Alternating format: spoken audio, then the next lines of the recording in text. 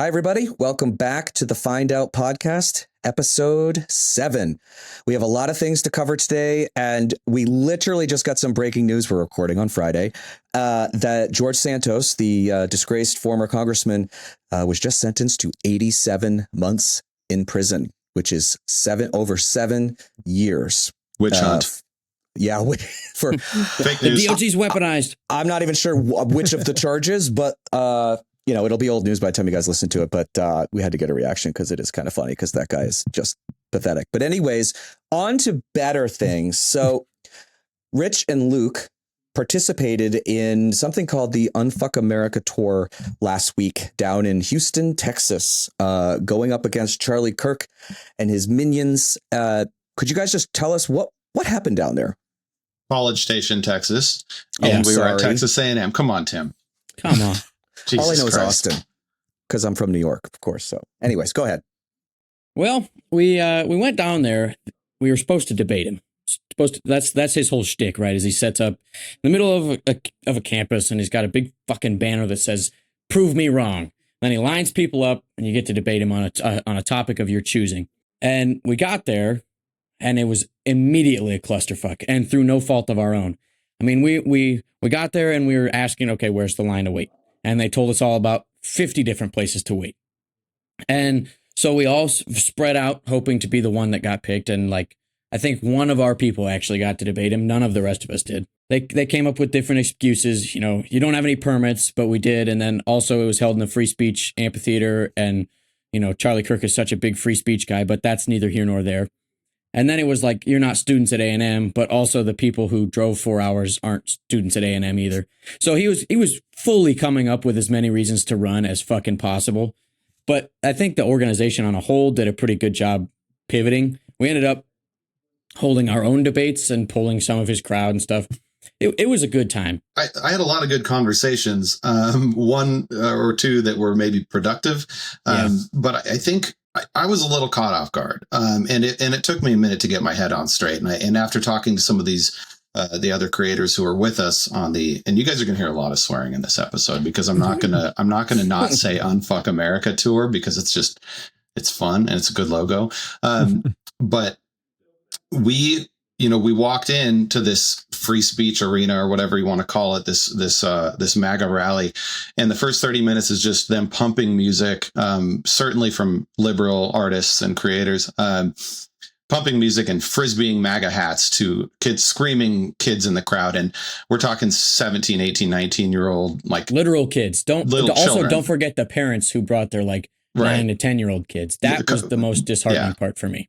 And so we were talking to one of the volunteers at the event, and he was eavesdropping, and then he came over and our conversation pivoted over to him, and he described himself as he voted for Trump 3 times.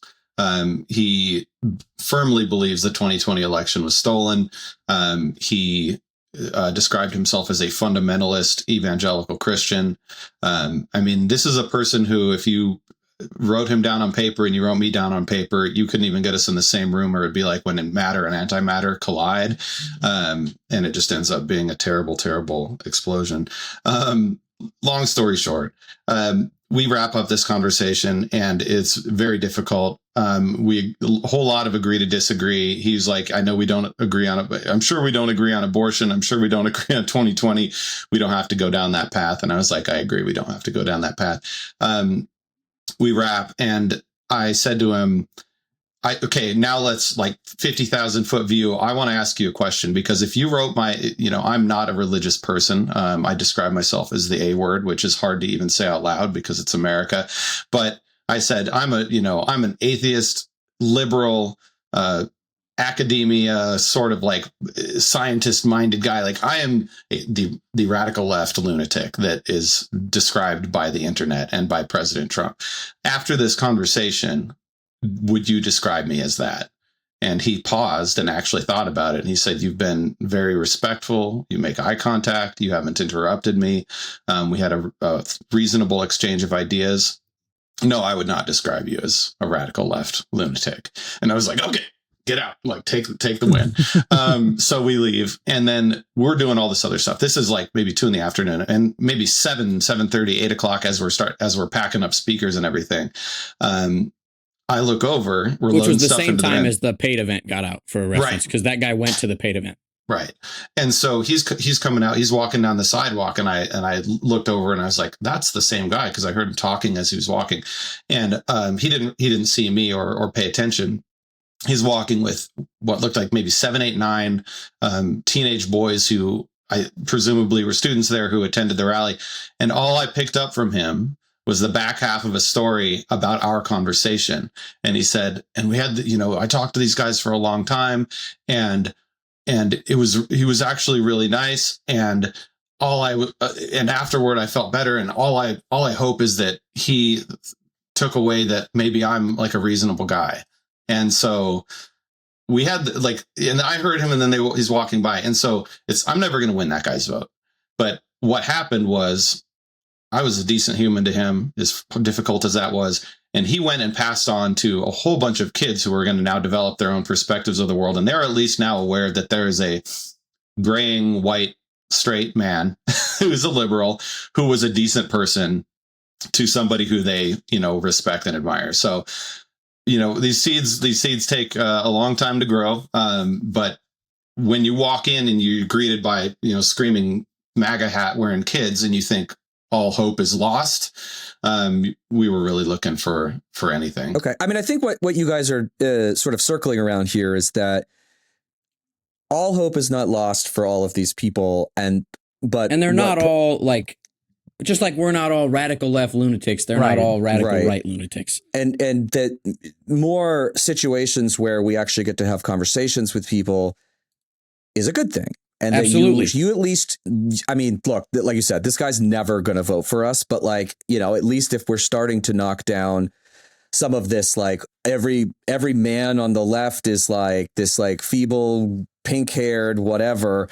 Okay. I mean, I think that's good. And, I think for everyone here, there were 30 of you, I believe, 30 creators that went down there to sort of go toe to toe with Charlie, and thousands of kids from Texas A&M that are definitely more pro-Trump than anything else.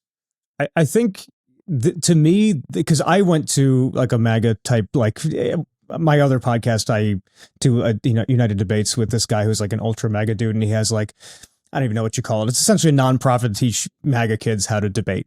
So I went and debated those kids, and I had a very similar experience where it was walking out of it, I'm like, these are regular people that just got led astray by a whole bunch of bullshit. But it proves to me a simple point, which is it's how you approach it that matters. I think as much as I like the whole concept of the way that this Unfuck America was put together, I think the better approach to trying to reach people is to talk to them like human beings and not yell at them, not try to debate them, not try to go and scream, hey, you're an idiot. That just doesn't work. But just having a conversation with somebody in 2 seconds, when they see that you're there in good faith, it disarms them and they listen. If you just give them a piece of humanity, they will return it, because the overwhelming majority of people on that side are very misguided, but they're also just regular people who just want to have a real conversation, and they feel attacked when you come at them too aggressively. So I think I don't know how to do this on scale, but that's the way in. That's how you get the people who are malleable to be molded. You go in and go, hey, I'm going to respect you. I'll treat you like a person. Here's what I think. Let me hear what you think. And then you listen. That's it. It's not that complicated. It's just how do you scale it to something where you can actually affect millions of people. Yeah. And that was something that was difficult to, come to terms with, is there's a certain part of our society, our culture, that is not going to change. The fact that Parker and Dean and Charlie Kirk, who are all people who make dunk reels that are very entertaining to watch. They dig both sides in harder. But it's incredibly entertaining and gets a lot of eyeballs. And so, you need the hook, because if we sit down and we say, hey, we're going to have a healthy exchange of ideas, I'm already walking out the door. I'm show me something that's even if I would take more part in that conversation. And so that's something where National Ground Game, the pack that put this on, I mean, this was gritty, like as efficient as we could possibly be in running this event.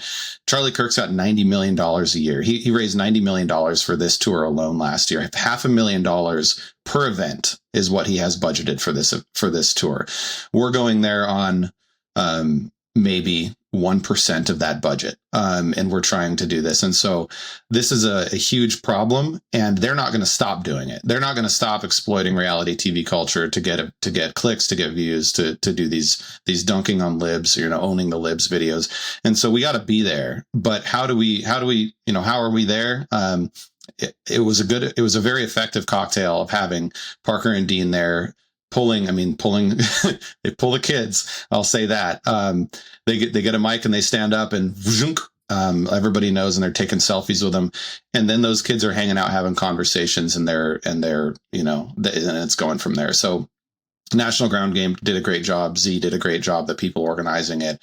And it allowed people like Luke and I, who were nobodies, or at least 8 months ago, we were nobodies, to go and have real conversations, as you described, Zach. And I think those are going to be the things that stick with people more than the 2-minute, like, owning the libs videos. And trust me, I started with that because, like, it was like 2 when we realized there was no fucking shot we were going to get to debate Kirk.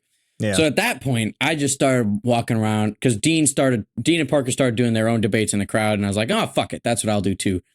And so I went around and did some of the, you're a fucking idiot. And it's not hard to prove it. Like when somebody says, I don't believe in due process, there's not a whole lot of room to, like, you could just go, oh, well, you're a fucking idiot that doesn't stand for the Constitution.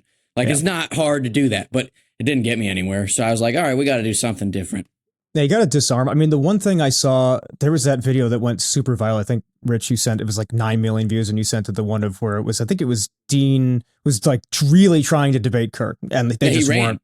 Yeah, he like literally, and the girl kept calling him a pussy, and he got so squirmy with that word. And I was looking at going, there's something in this, like that. If you want to attack these guys, you got to go after their weird veil of like hyper masculinity. Just be like, you're a fucking pussy, dude. What are you doing? You just debate this guy. And they've already established. They got to him so bad that they've already got an in-person debate in Chuck's studio set up for Dean and Charlie. Oh, there you go. See, that works. It's great. Which not as good as a knockdown in the public sector, but.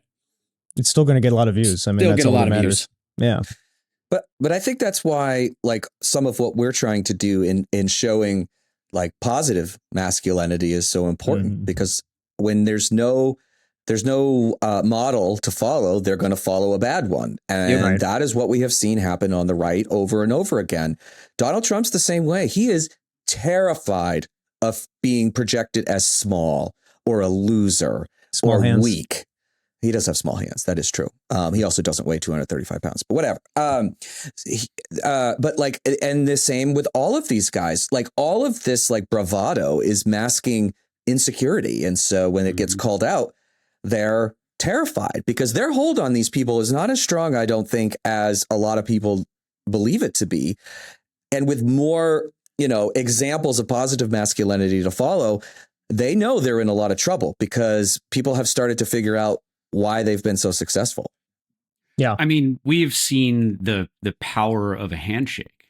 Like, I know it feels like forever ago, but remember the debate when Kamala Harris walked right up to Trump? That was sick. That was sick. Power move. And he was like, you saw he is a very, very visually obsessed person. Yes. And for him to he knows this is the definition of prime time, for him to like slump his shoulders and slump forward and like do the like old man hands in front of his, like, he looked completely emasculated. He did. The fragility of these alpha males is so incredible, which is why like Hegseth right now in the news, who knows if he'll still be Secretary of Defense by the time people listen to this. I think he will. I don't think Donald Trump would ever fire a man that pretty. I think he loves him the way that he presents on television.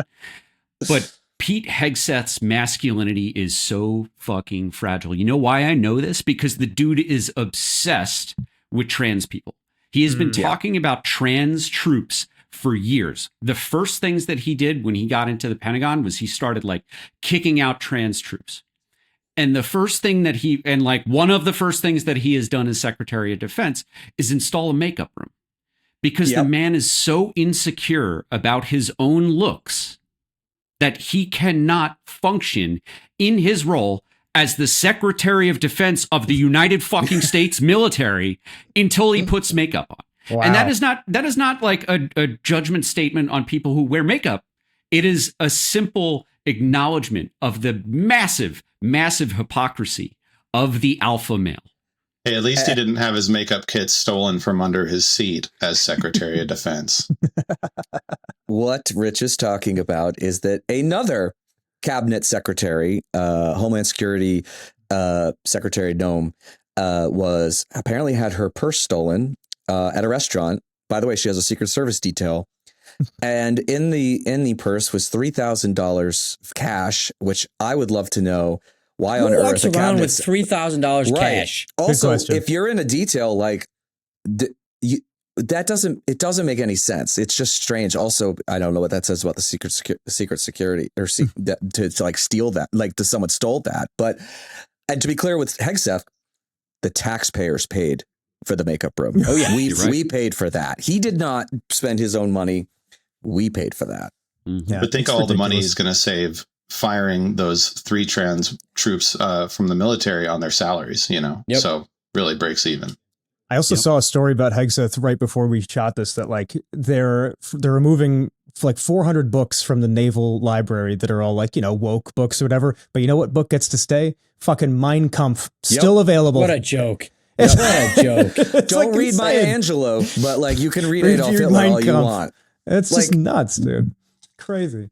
So for people who don't know me, again, this is Chris. I'm the guy who investigates neo-Nazis. And for the last, 5+ years, most people have known me for my work on extremism as it relates to the military and veterans community.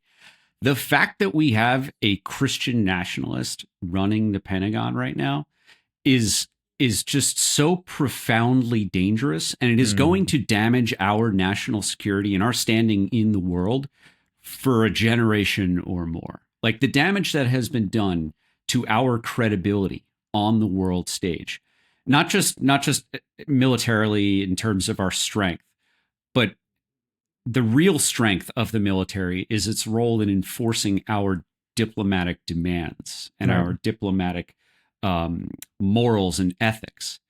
All of that is crumbling so fast under Trump, Musk, and Hegseth. It's what's happening at these academies today will affect today's trainees, today's cadets for 20 to 40 years. It's a really fucked up situation. And I'm curious, like, because Hegseth, to me, the thing about Hegseth and Trump and all these folks in this area is like, they're very unpredictable. For me, I don't love that as just a common citizen look from the outside looking in. But a lot of the right always defends Trump and says like, no, I like that he's unpredictable in the world stage. I like that Hegseth is unpredictable because it makes us unpredictable, and that's a good tactic for America. But I'm curious, do you think that's true? Because like I've heard that argument 1,000 times, and I just don't know if it's actually a good argument. I mean, unpredictable is just a synonym for unreliable. And if we are an unreliable ally, then we are irrelevant. This whole Make America Great Again thing on the world stage, everyone that I have ever met in real life having these discussions, like I'll go on vacation, nobody knows who I am, we'll have these discussions, and we'll talk about how we are respected on the world stage. And these are people who've never left the country. Like they don't know anyone outside the country. If they do, it's because they've gone to Cancun and they're at a resort. Like they're not seeing people, they're not meeting people from other cultures or anything like that. Their belief that we are respected on the world stage is just what they're told from Fox News or Breitbart or whatever. The reality is, as someone who does like to travel, whose friends do live overseas, is that the world knows that they can't trust us anymore. And that's not just militarily, that's economically. So we are being phased out of Europe's plans for the future. We are not a reliable ally in the military, and we're not reliable economically. Well, let's pivot. This is a good segue into the next part, which is there have been several polls that have come out in the last week, and Donald Trump's handling of the economy has never been lower. And that includes when he lost 3 million jobs in his first term, which I keep saying this until I'm blue in the face. He's the only president in U.S. history to ever do that. Can I push on that, though? I want to push on that because I guess I am like the resident moderate. I used to be a Republican and all that. I hate that argument. I want to push on that argument because Trump didn't lose those jobs. Trump was on pace to gain jobs, and in the end, COVID lost those jobs. And I think I watched the Democrats use that line over and over and over again. The average person doesn't buy it because they look at it and go, "I know what happened. I lived it. It was COVID." So I'm curious. I think we need to lose that argument. And like his job growth numbers weren't very good. Like before COVID, like he was average job. Sure, we could attack, but to attack him on this, it's like it just seems disingenuous and it comes off wrong to me. It might just be me, but it's like he didn't lose those jobs with his own tactics. He lost those jobs because COVID happened. Let's talk about it. There was a plan early in COVID to supply masks to every single American through the U.S. Postal Service. Right. Jared Kushner said no because it would help blue states more than red states. It is an undeniable fact that if we had sent masks to everyone early on and we had stopped the mask bullshit, less people would have died and less people would have lost jobs. That is an undeniable fact.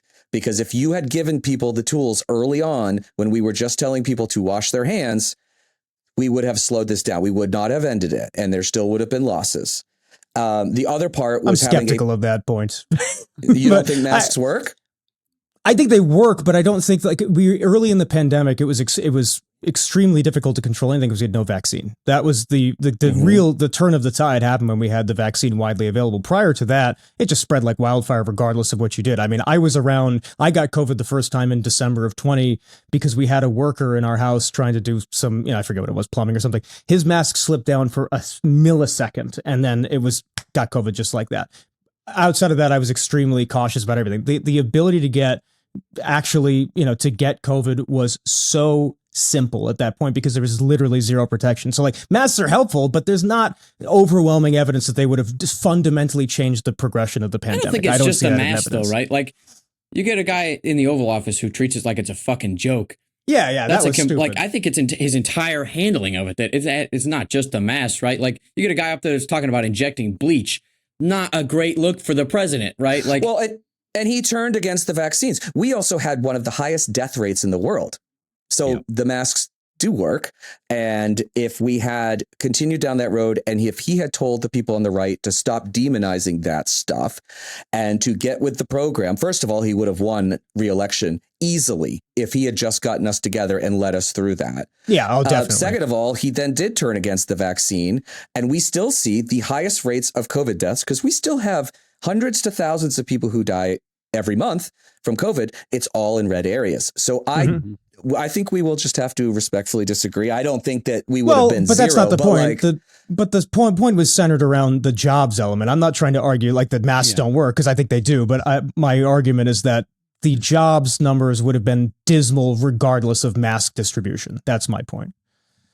So I think this is actually exactly the kind of conversation that we've been hoping to have. And I'm really glad that we had it because, Zach, I agree with you. I do think the way that we use this as shorthand, like there's a lot of assumed knowledge when Tim says about the worst job performance ever, right?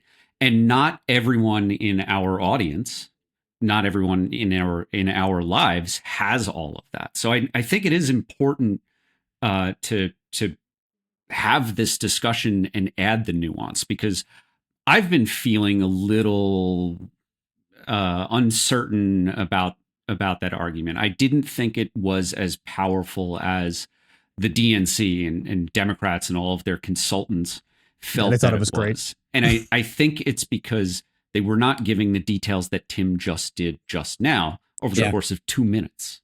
Right. Yep. 2 minutes is a long time when it's airtime. That's been my argument for like what was so weak about the 24 election or 24 campaign for me is that Democrats came out and talked like they were talking to people who knew things and they should have been talking to Americans because they don't know things like at all.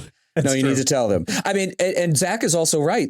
His growth numbers before COVID They weren't actually growth numbers. They were just a continuation of the economy that we had under Barack Obama and the policies that he had. And that tax cut, that was what, $2 trillion or something like that. If you go back and look at it, there was no stimulating effect to the economy whatsoever, because the tax cuts primarily went to rich people who didn't need them, and they just stuck them in their pockets. And this is why, like, when Republicans scream and yell about food stamps, I lose my mind, because the number one most stimulating thing you can do is give people money to purchase food. It is not like that is the best way. Crazy that people want to, work and make their lives better when they could fucking eat.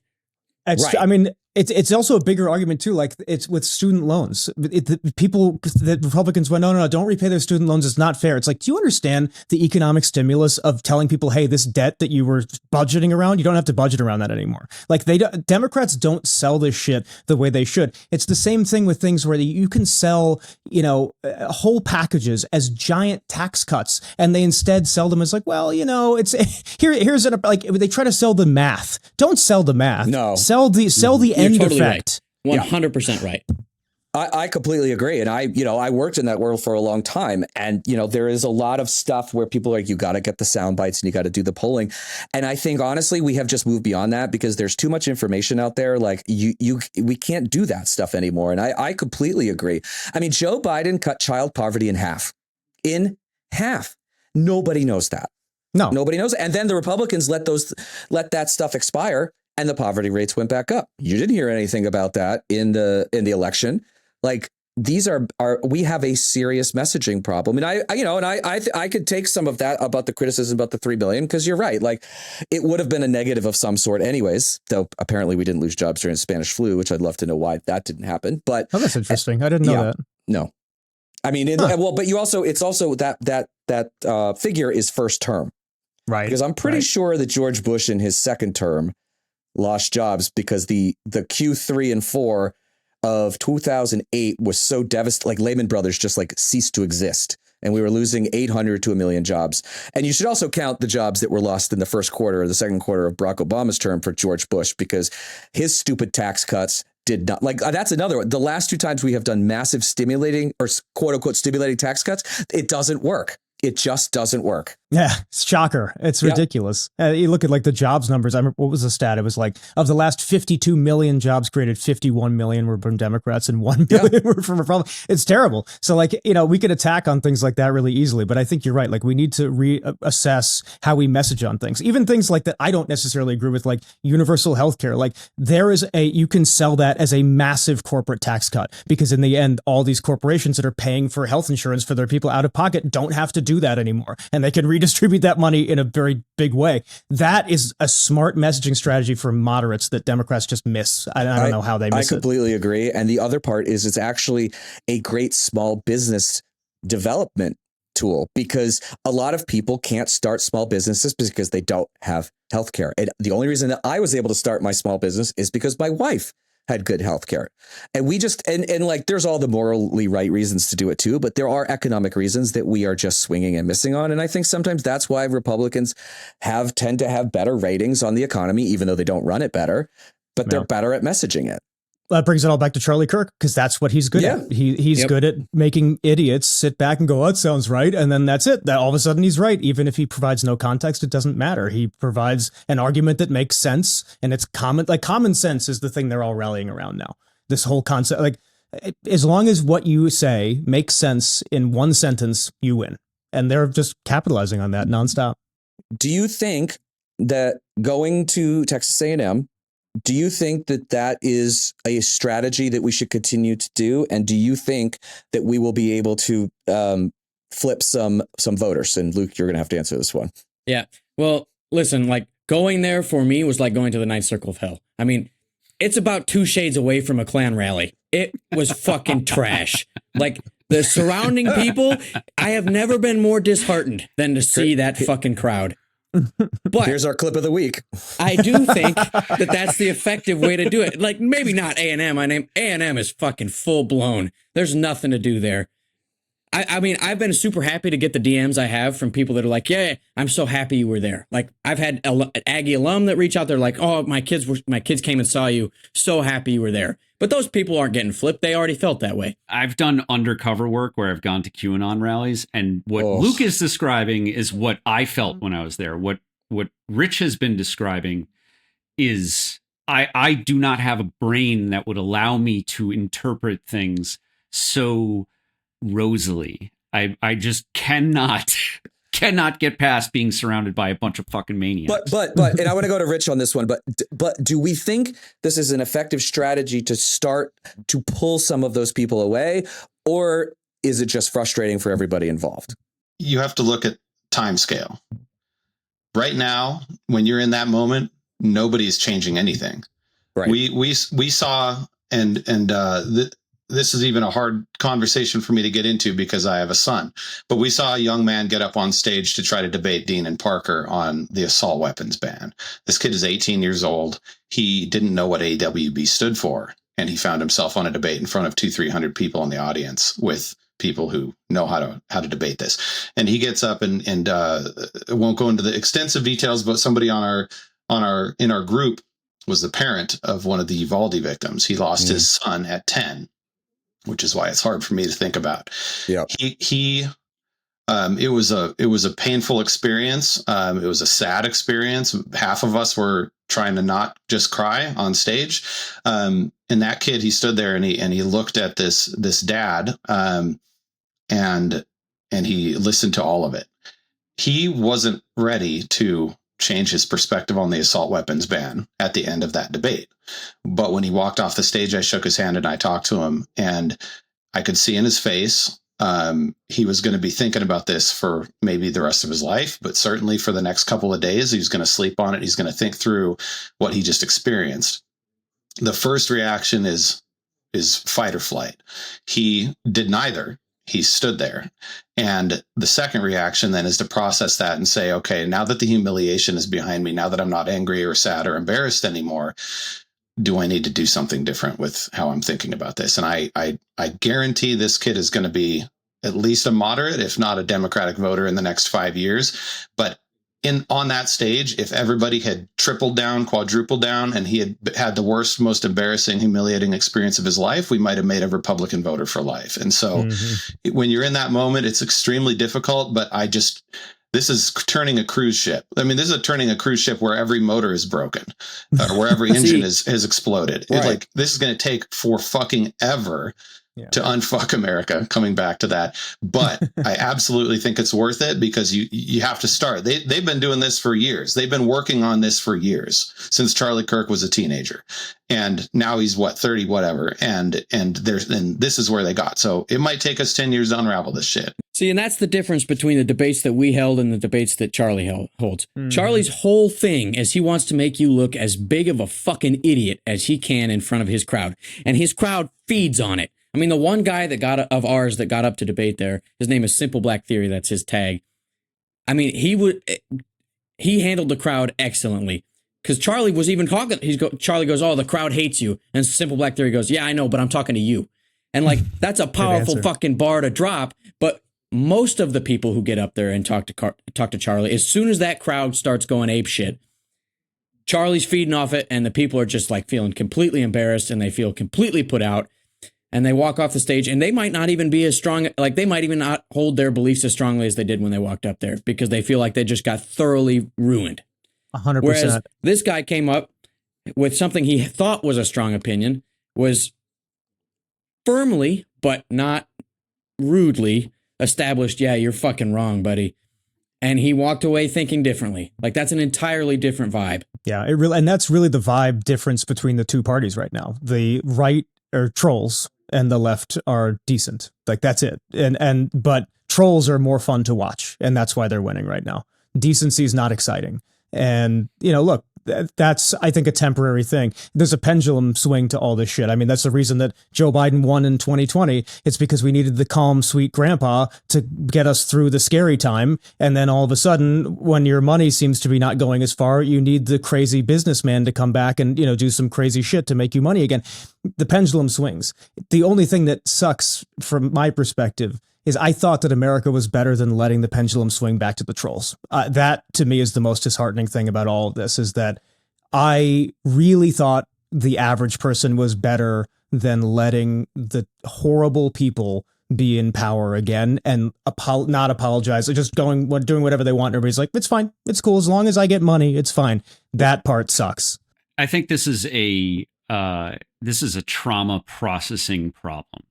I think that most of us Americans, most of whom don't have access to great, because I'm a veteran, I can get, and I'm disabled because of my service, all of my healthcare is free. I never have to worry about paying a bill for my medications, for anything, right?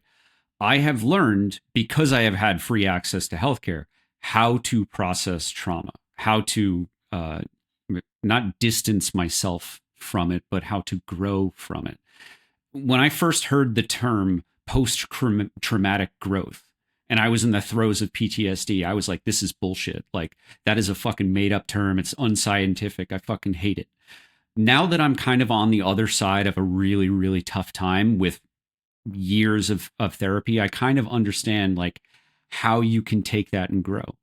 But most Americans have not had that benefit.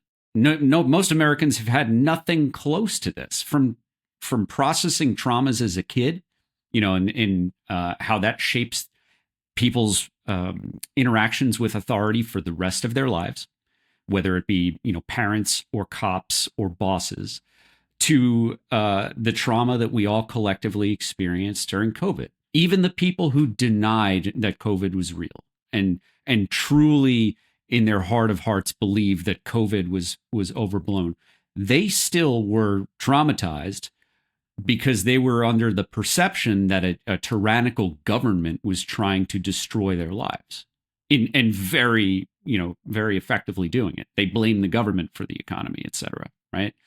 So that is the reason why Americans are not better than this, because Americans have not had the support that they need to learn from these horrible, horrible experiences. Yeah, I think, you know, coming back to what we were just talking about with fight or flight, the idea of fight forward just kind of popped into my head. Like, what do you do? Are you fighting forward or are you running away? You're fighting backward. And you look at, because I agree, Zach, the pendulum went farther. Usually you're going to mitigate a little bit, but yeah, we were so complacent, I think, in a lot of ways. We let, like, well, egg prices are the most important thing in the world, where literally when this guy left office last, we were losing 10, 15,000 people a day, Americans a day. And you can't, we have let them rewrite history on all things COVID. And earlier when we were talking about the job transition, I was screaming into my mic, which it turns out wasn't working, because I pulled the data, because this is an argument that is so important for us to win. And we can't win it by just saying he lost all the jobs because of COVID. We also can't concede it because we're fucking right. And so I'm stuck in this place. And so I pulled the numbers. He had a full year of recovery under his first term, 11 months of recovery under his first term from 2020 to 2021. We entered February of 20, 152.4 million total non-farm employment. By the time he left office, we had recovered more than half of those jobs, more than half of the ones that were lost. And by the time we got to full 152.4 million again, it was beginning of 2022. So he got 1 year of recovery. Biden got 1 year of recovery. And so that's the argument, and correct. The trend line was identical through his entire first term as what we saw for 8 years with Obama. But what I think we need to land with listeners and with voters is that it's not just the what, it's the how. And if Trump had started his response 2-3 months earlier, he could have avoided a lot of damage, a lot of loss of life, if he had managed the shutdown better. I mean, this is the same thing that's happening with tariffs. Fundamentally, these aren't always the wrong things to do. But when you do it like a fucking idiot toddler, and somebody just gives you a hatchet or a Sharpie, or like pick the things that he uses, the ways that he solves problems, he does it not just in the worst possible way, but he does it in a way that is that leaves you 10 times worse off than you were if you just didn't do anything, which is why I always joke, like, I'd rather have a severed head as president or like a chicken as president. Magic 8 Ball is my choice. Yeah. Fucking ruin anything maliciously. Yes. Whereas it feels like his negligence, his ineptitude is malicious. It really does. And like, so just so people have a background on where I come from, I was a Republican for like 10 years up until pretty much the middle of Trump's term. And Trump is the sole reason why I left the Republican Party, because of exactly what Rich is talking about. The fact that his ideas, a lot of them in theory are not bad. The execution is horrendous. And I just kept looking at this guy and being like, it's just him. Like, I mean, there's a million things I disagree with in the Republican Party. Socially, I've always been liberal, but when it came to economic policy, like, there are things about tariffs that I think are very smart. And there are certain elements even now that he could be like. Pete Buttigieg went on, I forget which podcast, but Pete Buttigieg was explaining exactly this point of it's strictly execution that's screwing up Trump's approach to trade. If you went to countries that were having unfair trade practices with us and said, look, if you stop doing this or this, we can be cool. But if you don't, we're going to impose X amount of tariffs on you to make it appropriate. That's a really good idea. But just to arbitrarily throw tariffs on top of countries that are not engaging in those practices for the sake of PR is a stupid approach. And that's the difference between, functional executional ability and, like, for example, Trump is in a situation here where he doesn't care if the ideas work. He cares if they sound good to voters as he pitches them. And that's why they're winning, because in the end, they don't focus on the feasibility. They focus on how does it sound? And Trump going, I'm going to be Mr. Strongman. I'm going to threaten everybody and everybody's going to do what I say. That plays well. People dig it. No tax on tips. Right. That'll and it's never going to happen, but they never still they tweak out about it. They loved it. Of course. He's going to get rid of it. And people believe and Harris stole it during the election too, just for good reason. You offset it. You offset it correctly. I mean, his entire policy is like, hey, no tax on tips so that working class service people can take home more money. Let's shift the entire tax burden out of tariffs, which are catastrophically regressive and 10x the benefit that those people got from keeping the taxes on tips. So it's the how that is so fucking awful with him, and not always the what, because we can make money elsewhere. We can raise taxes on billionaires all day long. I'll sign up for that if that means that a server at a steakhouse who's trying to put her kid through school is able to do it a little more easily. I saw he was actually considering putting higher taxes on higher income groups, which I was like, holy shit, that's not going to go over well for your people that gave you a ton of money. But I mean, look, if he's open to it, that's fine. But I mean, I think we also have to recognize that is not enough, from just a pure metrics perspective. We need to start taxing Wall Street. Like, that's how we actually make money. Taxing billionaires' income is like a drop in the bucket compared to what we can make on transactions. I mean, do most people know what capital gains is and what the percentage is? No. Right. No, but so let's talk about it. So capital gain. So basically, if you have money invested somewhere and you hold that money for at least a year, when you cash out, your profits are charged at 15%. I think the average tax rate for the American is somewhere in the 25%. Democrats have always talked about raising capital gains, but I don't think they've done it in a very smart way, because it's basically that is a tax that mostly hits rich people. Like, I mean, there are upper middle class families that also have that, but the fact that it's taxed almost 10% less than like the mom that works at the steakhouse and is making $15 an hour continues, like, this should be an issue that Democrats should be able to just pound the shit out of the Republicans, because again, it's just, that's like those people who like live their like they never work a day in their life. All of their money comes from this, and they pay a lower tax rate than somebody on minimum wage. Is just outrageous to me. I think that one of the things that Democrats have a one hand tied behind their back, for better or worse, is that they're not willing to demonize certain people. And if we were Trumpian, we could sloganeer this. And in the context of like the Luigi CEO shit going on, like, we recognize we need to be careful with our words sometimes. But like, you could say, if you're a plumber, Like that is, if you're earning a salary because you're working for it, we don't want to tax you.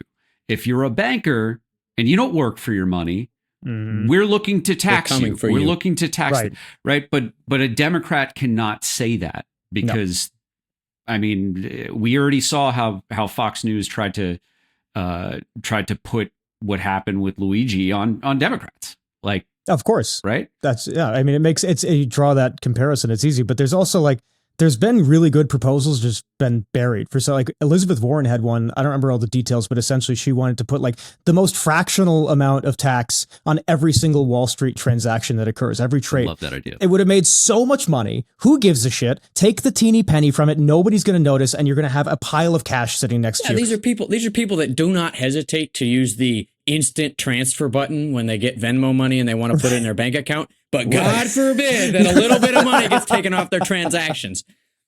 God damn. Perfect analogy. I love that. Every fucking time, that's what comes back to me. It's true. It's exactly right, though. Like, people don't think about how simple this could be, and it's just a bunch of asshole lobbyists that are making it not happen. That's it.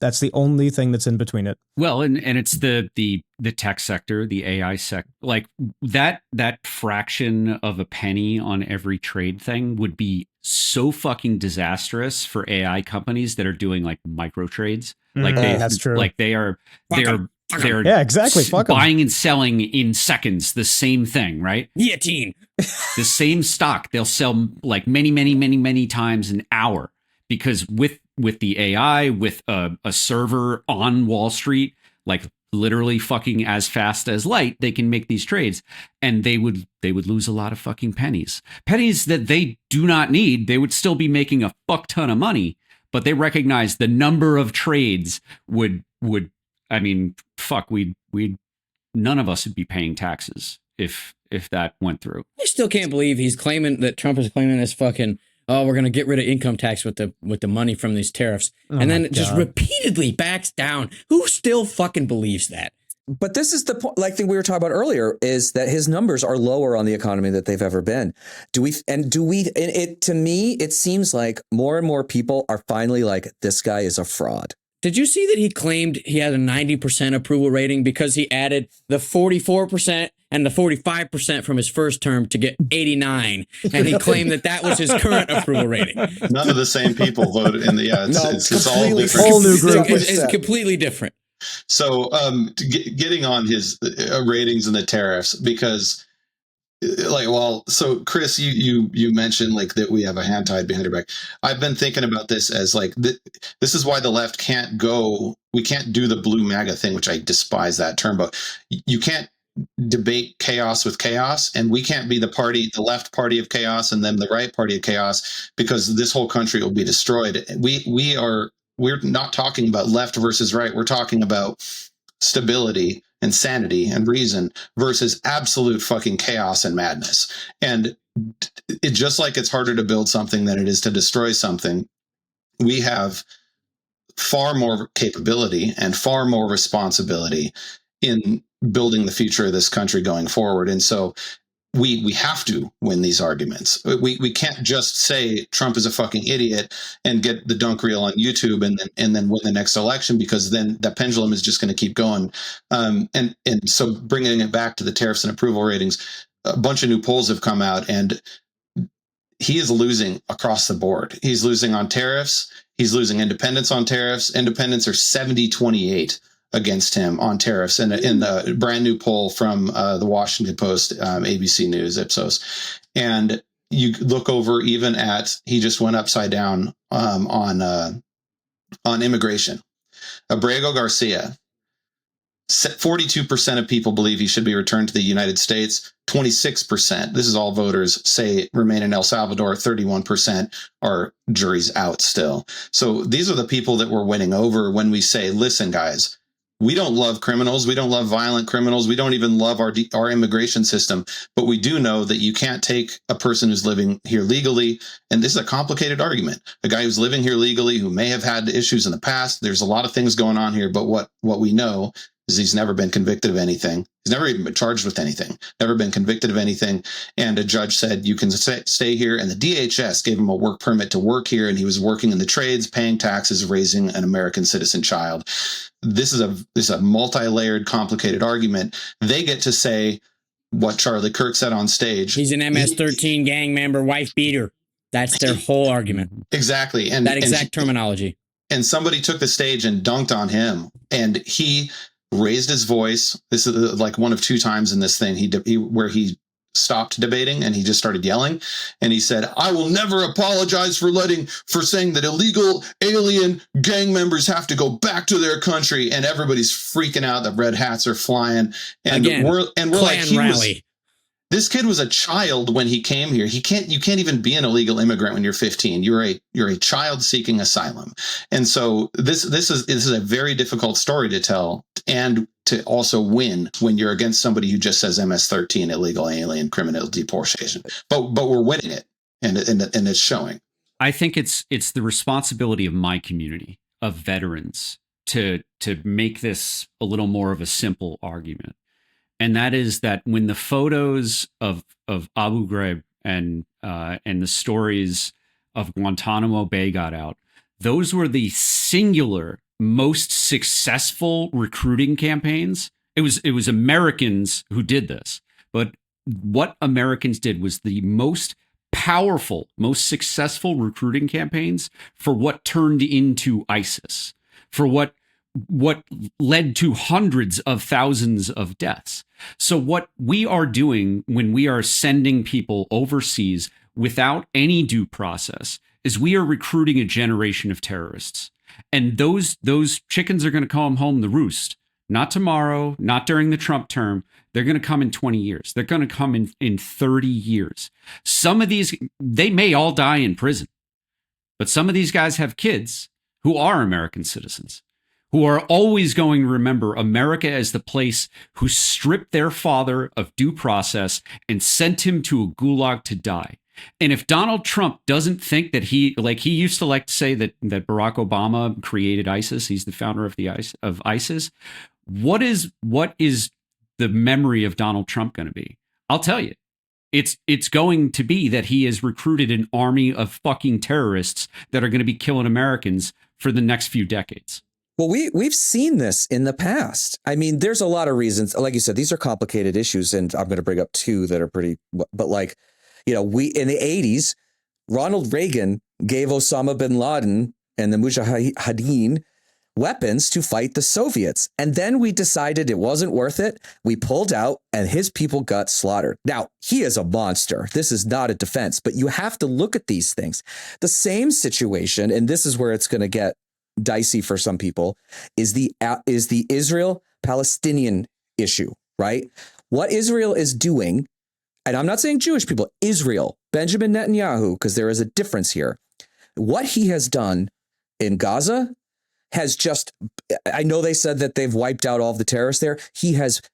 They have like militarized, turned people militant, kids that wouldn't ever be, because they said go to these safe spaces, and then they bombed them. Then they put like, I know this only, and there's problems on both sides, but like put dead Palestinians on the trunks of their cars. The military were driving through towns. What do you think is going to happen to that 14-year-old that watched that go by or heard that thing? And it's just madness. Because and chaos. Netanyahu wants that to happen, because as soon as it's done, he's fucked.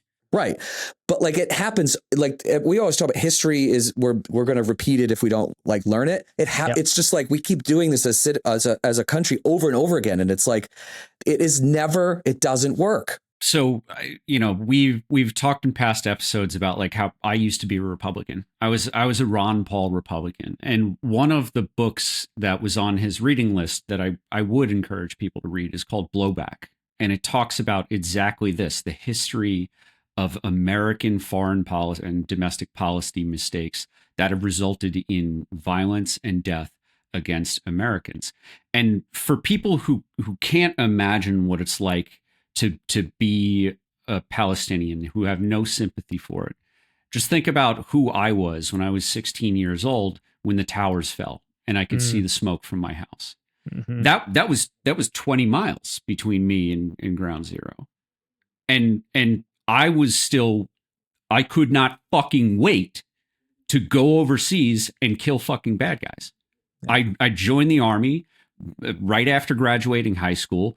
Within a year, I was in Iraq in a fucking combat zone, filled with hate and ready to spread, as JD Vance with his fucking social media team likes to say, ready to spread freedom seeds, right? But let's take away the euphemism. I was ready to fucking murder people. That's what you do at war, is you murder people. And that is what Donald Trump is doing right now. He is creating that level of anger and resentment that will last for decades, generations, and it will kill Americans. Yeah. Yep. And he pretends to be the president of peace too. And he's just causing a bunch of future problems. No more wars, right? Yeah. Something that I was thinking about with the Abreu Garcia case was, looking through, like, Republicans, they do, I think, a much better job than liberals of talking about people like policies when needed and talking about policies like people when needed. We kind of feel like talk about everything as policies. And so, but it's not effective. You have to talk about real people. And so looking at how will this process that's playing out with Abreu Garcia, how will this affect his son? He's got a 5-year-old nonverbal autistic son who is an American citizen. He will be here forever. His trajectory under progressive policies is going to a public school, getting an IEP, which is funded by the Department of Education, getting special education assistance, just like I know a lot of people's sons and daughters have received across this country. And those programs work and they help the kids. They get special attention from people who know how to work with kids who are neurodivergent. And usually they show such remarkable improvements, especially early in life when it's identified and behavioral therapy begins. It's almost not even noticeable as they're adults. Like they're 100% functioning now. And so he's a neurodivergent kid who's getting the care that he needs. He grows up and he becomes probably a really great American citizen, just like so many people do. You look at the Republican path. His dad's in a terrorist prison in El Salvador. This kid's going to be what, if they get rid of birthright citizenship, which they won't, but if they did, this is their dream utopian dystopian scenario. He is deported to where his dad lives. Is he even an El Salvadorian citizen? I mean, the kid was born here. So what are they going to do? They're going to have a homeless special needs kid living in El Salvador with a dad who's in a terrorist prison for life. And his mom is a US citizen. So what is she going to do? So tell any reasonable person, look at me and tell me, which path do you prefer for this child as a member of the party of fucking pro-life? Tell me that you love children, right? You want to save onboard babies. How about this child who's right now, he's, to use Elon Musk's favorite metaphor, he's ahead of the fork in the road and you got to pick the path for him. Which one are you going to pick? Are you going to pick the wrong one just because he's brown, or are you going to pick the right one? George Carlin said it best. If you're pre-birth, you're good. And if you're pre-K, you're fucked. Well, and even look at it, if they let him stay in the country, but they get rid of the Department of Education, and depending on where he lives, that special education funding doesn't exist. And, some states will step up, but some states won't. But the other part of this is that you are also ensuring that person, that kid, probably needs assistance for the rest of his life. It is more efficient to do this, and also morally the right thing to do. And instead, we have fucking RFK Jr. going out last week talking about the fact that autistic people will never be contributors to society. The first thing he said was they're not going to pay taxes. First of all, what a fucking awful thing to say. And the first thing that you say about somebody that's a negative is that they're not paying taxes. And then now he has said that the federal government is going to create a registry, meaning a list of all autistic people in this country, whether they volunteer that information or not. And I think most Americans, they'll say they care about people with disabilities, but those issues generally get pushed aside. But I think in the last week, when we saw that this administration doesn't give a shit about due process and is now HIPAA. starting, or HIPAA, and HIPAA on the next one, and we're going to start creating lists, I think a lot of Americans are like, fuck you. Like, Yeah, no, fuck we you, do you not like this. cricket-throated piece of shit. Right. I'll get a little like Luke here for a second. But like, I think the combination of those two things, because the thing is, a lot of people, like everybody has somebody in their family that is probably neurodivergent, whether they know it or not. So it's going to make people like, they're going to think about their family members and the due process thing where Trump said on a hot mic, well, we want to do this for American citizens next. Like, this is fascist shit, and it is no longer in theory. This is what they are going to do. And I think that the combination of a bunch of these things, plus the economy just not doing particularly well at the moment, I think it's going to tank him, but that's also a very scary place to be too. I don't think that I've talked about it on this podcast yet, but I am a plaintiff in a lawsuit against the federal government to try and get Doge out of several departments. And the basis of the lawsuit is that everything that Elon Musk and the Doggy Boys are doing is a violation of the Privacy Act. The reason the Privacy Act was passed in the 1970s was after Watergate, when Richard Nixon started using the powers of the federal government, the FBI, et cetera, to spy on American citizens and to build enemies lists. So the prospect of RFK Jr. working with Elon Musk and the Doggy Boys to assemble these massive lists that are cross-referencing everything from healthcare to your education and your debts, from your student loan debts to your service, if you ever worked for the military or as a federal contractor, to things like FEC records, your voting and your donating history. That should scare the shit out of everyone. And I am not quite certain why it's not a bigger deal than it is. I can't believe that even within Trump's administration, there aren't people going, well, if we can build an enemies list, a master list, the other guys can too. Like, assuming Democrats someday come back into the White House, they would have all of the powers that Republicans have right now. I don't think Republicans want us to have that power. So can't we like tell MAGA, guys, you don't want us to have that power. You shouldn't either. That's where I wanted to go with that, which is, let's just make a trade. I mean, you can see that I'm a citizen. You can see that I pay my taxes. That's fine. You can see that I maybe had an antibiotic like 5 years ago for like a sinus infection. This is great information. I'll tell you what, I'll trade you that information for a full-on registry that cross-applies name, identity, home address, let's say gun ownership, domestic violence charges, Mental health history, stock ownership, mental health history, any civil charges or criminal charges for illicit or lewd behavior, maybe things like that, DUI arrests, tax records, your social media posts, and maybe like your phone calls and your text history.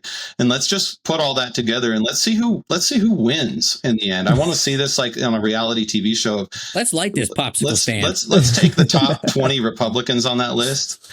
With the juiciest stuff, and let's compare them to the top 20 Democrats, and let's just have it out. Let's see which is the party of, law and order and family values and Christian life. Mm-hmm. And let's see which party is just quietly going about their business, thinking, wait, I'm not trying to game every single system. I didn't know that was a thing that people could do. I know how this would end, but I would love to watch it. Yeah, it's funny to see these people either indifferent or pro lists of people when there's things like a gun registry is not something that's legal in this country. And, that if you'd want like one list, then you got to be okay with the other, it seems like. And honestly, like the gun registry list probably would save thousands of lives also, because we keep selling guns to people who are prohibited because our background check system is so screwed up, and it requires police officers to go back into hostile situations to get those guns back. It's about 6,000 per year. So every fucking time I saw one of those idiots in Texas that had that dumbass "Guns Save Lives" sticker on, fuck, my blood pressure shot about 50 every time.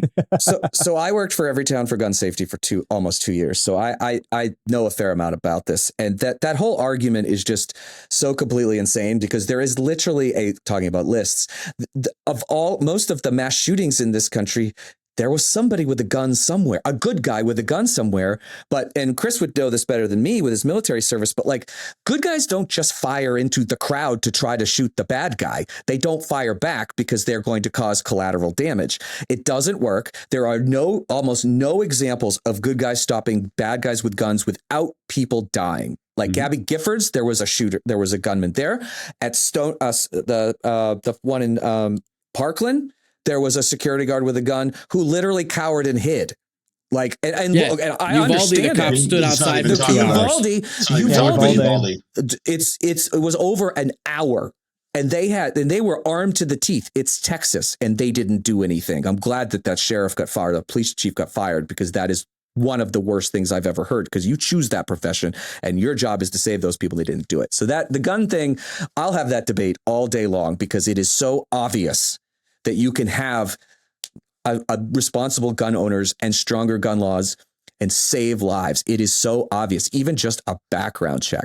30 states, you can buy a gun without a background check, because you just go online and you meet somebody in a parking lot, you give them cash, gone. Yep, nothing. And I want people to know as they're listening to this that this is not a bunch of people who are anti-gun lefty liberals. I own a gun. I'm wearing a firearm right now.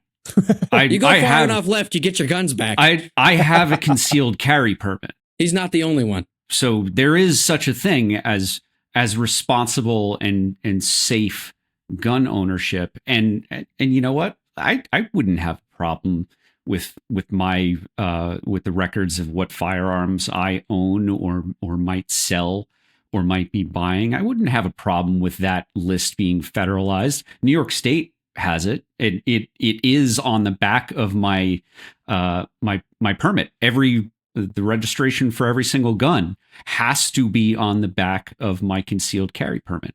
I don't understand what kind of American is afraid of that. The same people that walk around afraid that they're going to have some kind of a fucking, same people who are constantly fucking ready that they're going to break into their house and they have to murder somebody. Like, they live in a constant state of paranoia. Since we started, I know we need to wrap. Since we started with the Unfuck America Tour, this is a perfect tie back in, because a person in the audience pushed Charlie Kirk on this, and he pointed out he had statistics he was ready to go about how illegal gun ownership and gun crimes they create the single most dangerous encounters for police officers, who have to then go and try to get those guns from those people when those crimes happen. And so his argument was, we can protect police officers' lives if we know more about gun ownership. And Charlie Kirk actually conceded. He said that's a really good argument, which is the closest to taking an L he'll do publicly. He said that's a really good argument, and I could see you arguing in good faith, blah, blah, blah. And ultimately he came back to creating a registry, textbook slippery slope. The only reason you'd create a gun registration is so that you could plan in the future to take them away. And he just left it on that. And now you look at, what are you guys trying to do with people with autism again?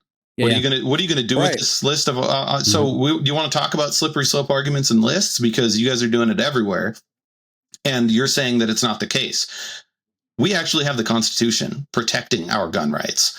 Having our name on a list that says, "Oh, that's Rich owns," what do I own? A tank. We're all on a list, a separate list, by the way.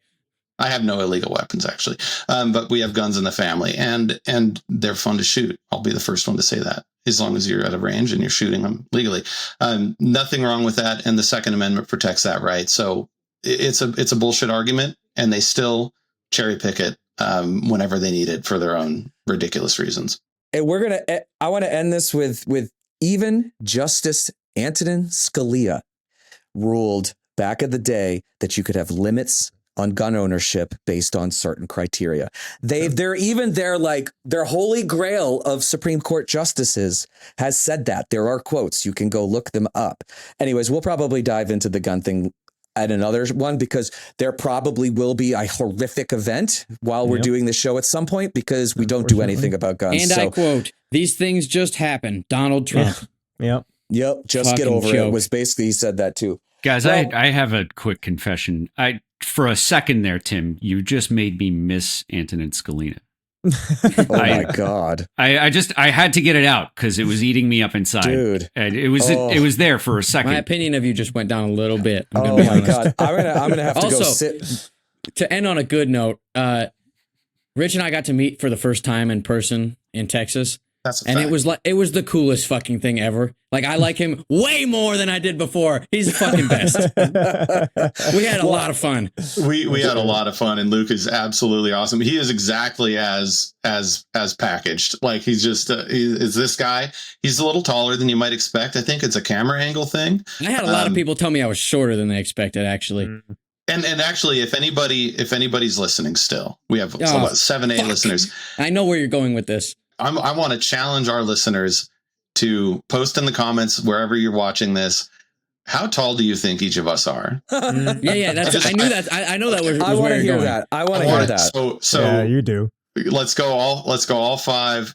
Just post like what height do you think Rough we are guesstimate. based on how we carry ourselves. Well, this will be a wonderful segue into, and where you can do that is going to our Substack, which is findoutpodcast.substack.com. We will have a chat dedicated to this episode 7. I also want to make a separate exciting announcement that we now have merchandise that you can purchase. And because we live our values, or are trying to, all of our stuff is made in America. And I think at least the embroidery and things is also all union. So you'll see in there that maybe the prices are a little bit higher, but that's because we're supporting Americans doing great work here in the US. So you can see that also on our Substack, which is findoutpodcast.substack.com. As always, thank you everybody for listening. I think we have more than 7 or 8 because we keep getting comments about going longer. And I'm like, my God, you guys want to hear us go longer than this? But I think an hour and 15 is pretty good for this episode. So, and I think in the coming weeks, we've got some stuff in the works that I think people will be really excited to hear about, which we'll talk about then. But, if you want to buy a t-shirt and support some American businesses, go do that on Substack. And until next time, guys, thank you again for everything and have a great day.